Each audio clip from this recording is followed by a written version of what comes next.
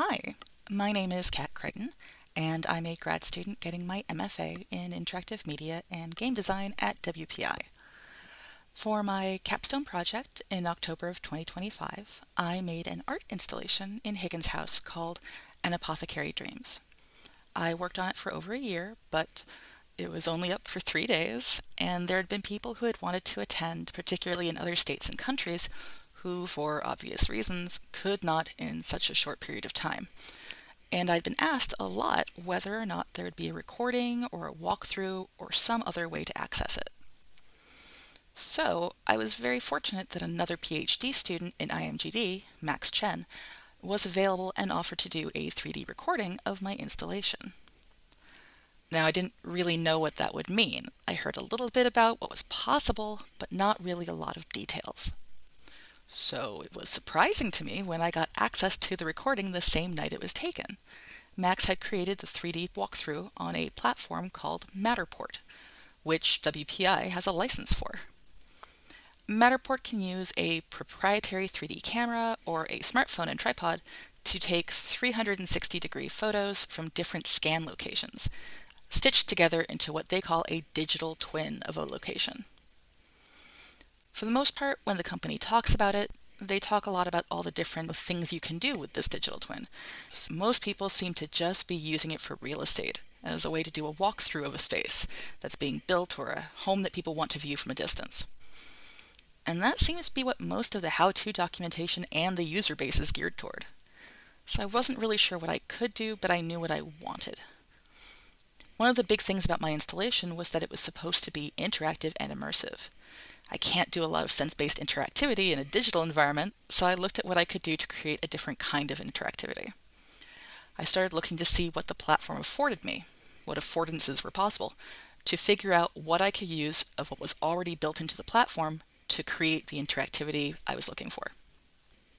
Among other things, I've been going through all the documentation the platform has made available, and even the how-tos and help videos from the real estate user base. And instead of looking at what they said to use stuff for, I just look at what they make possible. So for instance, Matterport has the ability to create tags, little flag markers like the pins on Google Maps. And these tags allow you to do a bunch of different things. You can choose the color of the tags, you can choose an icon for the tags, you can choose a lot of different angles to place them because they're attached to the 3D mesh created out of the photos.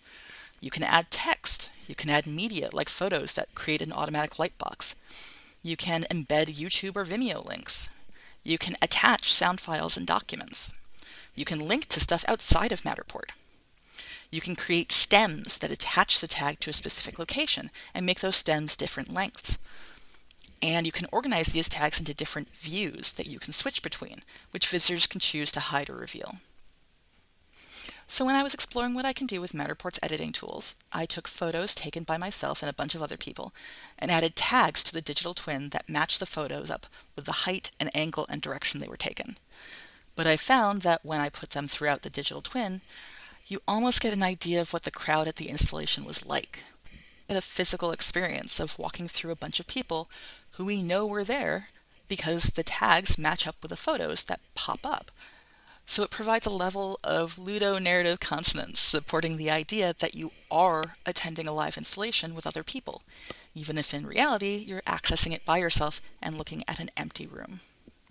And if you look at all of the examples of digital twins available through Matterport's website, this isn't a usage for tags that you see reflected at all. But it's possible. It's something that the platform affords, without me having to build anything new or spend extra funding. I'm still experimenting with the platform and exploring what kind of depth and interactivity I can add to the digital twin, but even just this one tool in this one view helps me meet my overall goal of creating a shareable record of my installation that still reflects at least one element of immersion and interactivity above and beyond just static photos.